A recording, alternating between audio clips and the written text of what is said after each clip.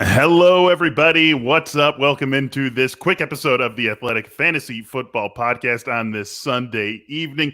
DVR is trying to show off some sort of shirt. I can't really tell what it is, but is it a Packers thing? Is that a Packers thing, DVR? It's the Packers Tecmo helmet. Look, I'm not taking the shirt off just because they look like the worst team in the league in week one. I'm standing by my team. There you go. Got to do that. It's a cool shirt, actually, now that I know what it is. But yeah, they did not look good in that absolute beat. Oh, yeah, now I can see the G. Can see that good. Yeah, Saints 38-3 as we part of the late window here, just wrapping up. And so thanks for joining us.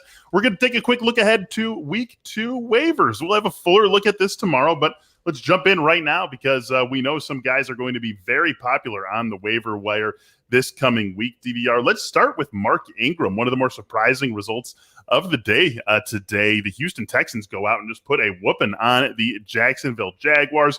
Ingram ends up getting 26 carries for 85 yards and a touchdown. So that is obviously very good production, good bottom line production, and it looks trash, but it's important to note that the Texans were in control of this game from start to finish. And that's what helped Mark Ingram rack up all those carries. Even though they won this game, got to imagine they're not going to be in control of too many games the rest of the season. So I could see going after him. I don't necessarily think he's a priority ad. Yeah, I mean, I'm interested because if the game script is favorable, or at least in the first half of games, he might get a 2 or 3 to 1 carry edge over Philip Lindsay. It's not what I expected coming into the season. I thought Houston was a legitimate threat to not win a game this season. I think I said as much on the Friday episode of this show. Nice that they proved me wrong just 3 hours into the first Sunday of week 1. So kudos to them on the W. But look, Ingram, are you smashing the Fab piggy bank? Not necessarily. No. I think he's kind of a flex play most weeks because if the game script goes the other way, I think we see a little more Philip Lindsay than we saw in this one. Yeah, interesting to note that he did get the 26 carries. Philip Lindsay got 8. David Johnson just 3. And how about that, DVR? Making fun of this backfield all summer long. We spend the entire summer making fun of how terrible this backfield is. Mark Ingram, Philip Lindsay, and David Johnson all get in the end zone in week 1. That is fantasy football in a nutshell for you. Yes, no smash the piggy bank situation. Definitely someone to put on your list and maybe make a claim for him. But this is a unique situation that the Texans found themselves in week 1 when we don't expect them to be in too often the rest of the season. I don't think it's going to be a unique situation for the Arizona Cardinals to put on offensive shows the way that they did in their win over the Titans. Kyler Murray throws for 4 touchdowns, run for 1, and 2 of those touchdowns he threw go to Christian Kirk. Christian Kirk got 5 targets, caught all 5 of them for 70 yards and those 2 touchdowns. Rondale Moore had a big role in the offense. Obviously, DeAndre Hopkins did his thing. He had the other 2 touchdowns from Kyler Murray, but it seemed as though Kirk had enough of a role in what could be a very explosive offense that makes him more attractive today, DVR, than he was just a week ago when we were still drafting fantasy teams. Well, I think when I look at the distribution of targets, DeAndre Hopkins is always going to be first in the pecking order, but Kirk versus Rondale Moore versus AJ Green, that could be an ongoing battle for who ends up second in value in any given week. And we'll see how much they get the backs involved in the passing game. We did see Chase Edmonds also pick up 4 targets in this game. So I kind of look at Kirk as a guy that has a ceiling of a wide receiver 3 so long as the rest of the receiving core is healthy. But if any one of those guys go down, there's a significant uptick in targets for the others. So I do think there's reason to pick up Kirk in leagues where he's available. There's a good chance he's better than the worst receiver on your roster in most leagues. Yeah, I think that he fell off the draft radar toward the end of the summer because everyone understandably got as excited about Rondale Moore as we did. And Moore had himself a very nice game. Also, 5 targets, caught 4 for 68 yards. They clearly wanted to get him involved, wanted to get the ball in his hands in space, and they did that, and he did very well with those opportunities. But I think what this tells us in week 1 is that this is still going to be, as you said, behind DeAndre Hopkins, a committee approach with whoever the wide receiver 2, 3 are. And those guys can step up and change week by week. So you just like being invested in the Arizona offense, as we saw in week 1, and Christian Kirk, a way that you can still do that and find some value for sure. So Christian Kirk going to be someone who is on our waiver radar as well. And I think DVR, like, if I am not necessarily looking for one specific position, I think in a vacuum, I'm going for Christian Kirk over Mark Ingram. How about you? I think there's probably a little more week-to-week consistency there. I mean, need obviously would dictate priority. I think they'd be pretty comparable in terms of the percentage of the fab budget that I'm willing to use. I think we're more in the 10 to 12% range at the higher end if you're going to be aggressive with either one of these players. But I would say they're somewhat comparable. Yeah, I'm not going to be that aggressive on either of these guys. There's so many more waivers weeks to run, and I don't think either of those guys are going to be week in, week out starters, even in the best case scenarios for them. The realistic best case scenarios, I don't think make either of these guys consistent starters. Depth guys, bench guys, sure, better situations than we thought they were back at the end of draft season, but still not elevating to the extent that you're going to want to get them and start them right away in week 2. Let's talk about Elijah Mitchell for a second here. The 49ers surprised us before kickoff, even making Trey Sermon inactive. And so everyone, myself very, very much included, was like, all right, Raheem Mostert day, let's have a big one. Mostert actually had 20 yards on his first 2 carries, also got injured on one of those carries and didn't play the rest of the game. It is a knee injury, so we'll be watching that closely. Elijah Mitchell, meanwhile, steps in and has a big game, 19 carries for 104 yards and a touchdown. This is one that I think it's going to depend on what we hear from Mostert. And hopefully we have a little bit more news on Mostert by time you're really having to make those waiver bids on Tuesday. But if he's out, Trey Sermon obviously is still in this mix. Like Trey Sermon could just be active next week, and then Elijah Mitchell goes back to being in this backup role. So how do you approach that in a world where, let's say Raheem Mostert's out for a month? Let's just say he is out. So Elijah Mitchell could be a backup, but you still have Trey Sermon there. How do you approach that in your fab bidding? I think you still put a keep him honest kind of 2 to 4% bid in on Mitchell. I mean, like 19 carries is a lot, and they could have split the workload up. They could have gave JaMychal Hasty a little. He got a short TD, and that was all he got. I think everyone has this sort of irrational fear of Kyle Shanahan's usage because he's a Shanahan. I would say keep an eye on one thing. When we get a better read on special team snaps, sometimes that has a lot to do with how the game day roster is actually comprised. Trey Sermon may have been inactive because they needed other guys in the roster that have other functions. So I wouldn't necessarily bury Sermon because he wasn't active in week 1. I think you want to really read closely into how exactly they were managing the roster. And I would assume something closer to a split without Mostert, right? Mitchell could lead a committee, but I have to think Sermon has some kind of role in week 2. Yeah, I think Sermon will have the we expected for Mostert. And I think it's very easy to assume that had Mostert not gotten hurt, we're talking about that 19-carry, 104-yard and touchdown game belonging to him. And so I think that Sermon then probably steps into that role in a world where Raheem Mostert's going to miss time. For what it's worth, he was on the sideline. He was still in pads for the rest of the game. So it didn't seem like it was that serious of a knee injury. So I agree with you. If we don't have any sort of information, a keep him honest bid. But again, this is not someone who we're going to go smash the piggy bank for. And you see that 104-yard and touchdown line, and you think that automatically is someone who you would. But circumstances dictated that more so than anything. And you give credit to Mitchell for taking advantage of the opportunity that he had.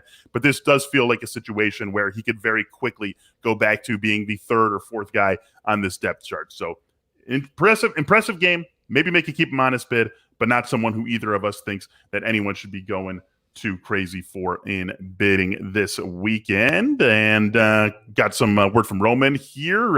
Fantasy football back, you're getting out, you're going out, you're hanging out, you're doing all that. You want to be ready. Roman can definitely help you do that. Go to GetRoman.com/fantasy now to talk to a U.S. licensed healthcare professional. With Roman, you can get a free online evaluation and ongoing care for ED, all from the comfort and privacy of your home. U.S. licensed healthcare professional will work with you to find the best treatment plan. If medication is appropriate, it ships to you with free 2-day shipping. The whole process is straightforward, discreet, and totally simple. All you got to do, go to GetRoman.com/fantasy and complete an online visit. Again, you can do that, GetRoman.com/fantasy. You also get $15 off your first month. GetRoman.com/fantasy to get $15 off your first month of treatment. All right, TVR, a handful more guys I want to talk about before we wrap up this quick episode of the Athletic Fantasy Football Podcast. Really unfortunate in Denver. Jerry Jeudy seemed to leave with a what looked like a serious injury. Early word is it's a high ankle sprain for Jerry Jeudy. He was having a great game to that point. 7 targets, caught 6 of them for 72 yards. If he does end up missing time, we would think more targets for KJ Hamler, who dropped what would have been something like a 50-yard touchdown pass in this game. And we would also think Tim Patrick would step more into Jerry Jeudy's role. So how do you look at Hamler and Patrick in a world where Jeudy is missing significant time, which unfortunately seems like will be the case? Right. Even a high ankle sprain would probably knock him out for a month plus. So we're looking at a pretty extended stretch without him.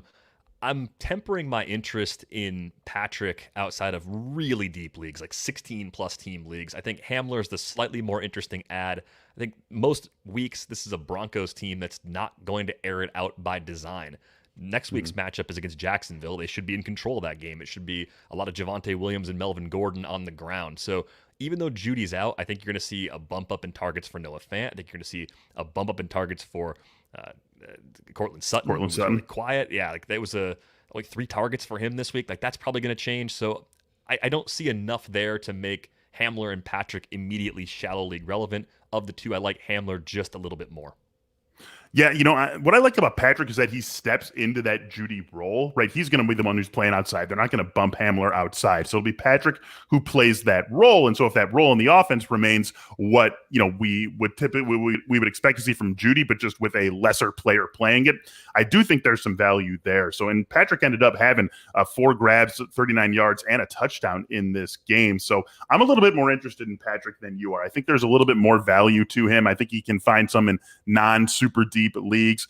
But again, this is a situation where we're really picking these guys up as depth players, as guys who we could turn to in case of injury, in case of bye, if Judy is indeed out that long. But otherwise, again, this is not a situation where we're seeing someone step into a major starting fantasy role. That's just not what we have on our hands here. And hopefully the high ankle sprain is indeed what it is. And we're talking about a 4 to 6 week average rather than a remainder of the season absence for Jerry Jeudy. How about Zach Pascal, who always seems to enter our fantasy lives at some point, and he does it right off the bat in week 1. Colts lose to the Seahawks, but Pascal, has himself a nice game. 5 targets, caught 4 of them, 43 yards, and 2 touchdowns. And interestingly, was really the number 2 receiver. It was him and Michael Pittman, and they were really the only guys in the passing game, at least out wide, that mattered for Indy. We know T.Y. Hilton was out. Paris Campbell,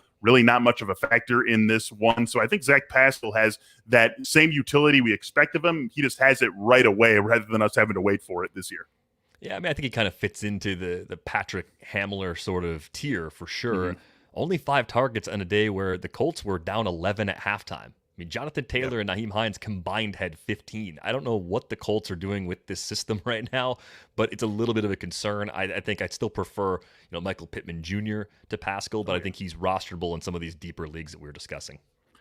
Yeah, that's really what we're looking at here is that there's just not a lot of guys who are jumping out at us just yet this week. Like we don't have that 2 years ago when it was Philip Lindsay and Tyler Boyd who just like announced themselves right away in week 1 as going to be these fantasy impact players. We have guys who are worth chasing on waivers, but we don't have anyone who is worth going crazy over thus far. Maybe we get something different out of Bears Rams. Maybe we get something different out of Raiders and Ravens, but we just don't have that sort of guy. So we're talking low bids for all of these guys so far. Pascal definitely fits into that group, and I'm with I think I would rather have Patrick, to be honest. Like I just don't really know what's going on with Indy's offense, and Seattle, that defense it's not going to be a good defense. It wasn't last year. They shaped up in the second half of last season, but it feels like one where playing at home with Carson Wentz, there should have been a little bit more fluidity to what this team did through the air if it was going to be an offense in which we wanted to invest in any serious way. So the fact that we didn't see that off the bat,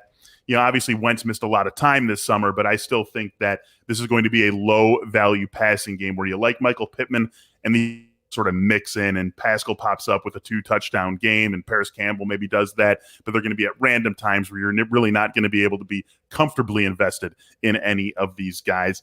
The last guy we're going to talk about here maybe is the one who could be a consistent starter. It's largely because of the position that he plays. And Steve, who's watching us on YouTube right now, anticipating where we're going, drop Mike Gesicki for Juwan Johnson. Well, Steve, that is exactly who we want to talk about here, Juwan Johnson. Now, he made the most of the 3 targets he had. He caught 2 of them, and both of those catches turned into touchdowns. So you do like to see him get into the end zone like that, but this is still would be a tight end scarcity play more than anything, DVR. Yeah, exactly. I mean, we play in a 2 tight end league together. In a league like that, anybody with a pulse, anybody getting looks in the red zone is worth thinking about. So Juwan Johnson is on the radar, at least in those kinds of leagues. He's more of a watch list guy than someone who I'd immediately say is like a top 15 tight end. I think you'd have to have that sort of label to even think about dropping someone like Gesicki. So if you were worried about Gesicki and you've got a backup running back who's not really playing right now and you want to take a shot on Juwan Johnson, I think you could probably do that because there are probably similar backup running backs on the wire that you could go pick up later. I'm curious to see if they use more 2 tight end personnel with the Saints offense, given the state of that receiving core. I mean, this is also a day where with Jair Alexander out there, the Callaway explosion in week 1 did not happen the way people were hoping. So maybe that was part of the calculus here too.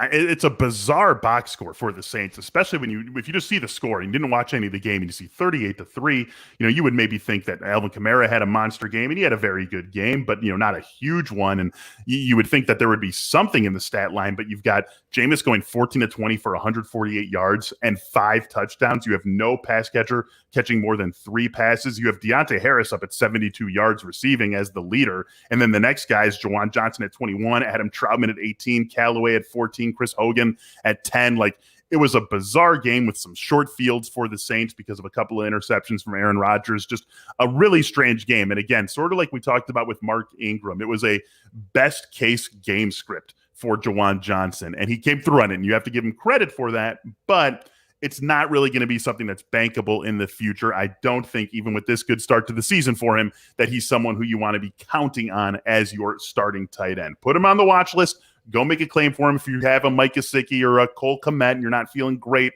about your starting tight end. But don't just assume that Juwan Johnson steps in role for you. We're happy to step into a role, fill in a little bit of the time in between the end of the late games and the start of the Sunday night game between the Bears and the Rams for you. We'll be doing this every Sunday. And of course, you can catch this as a regular traditional podcast as well. So thank you for taking the time to be with us here this evening. The Athletic Fantasy Football Podcast returns on Monday. Me, Brandon Funston, Jake Seeley, taking a look back at everything that happened on Sunday and a fuller look ahead to Week 2 waivers. For DVR, I am Michael Beller. Thanks for joining us. Have a good rest of your night and enjoy Bears Rams.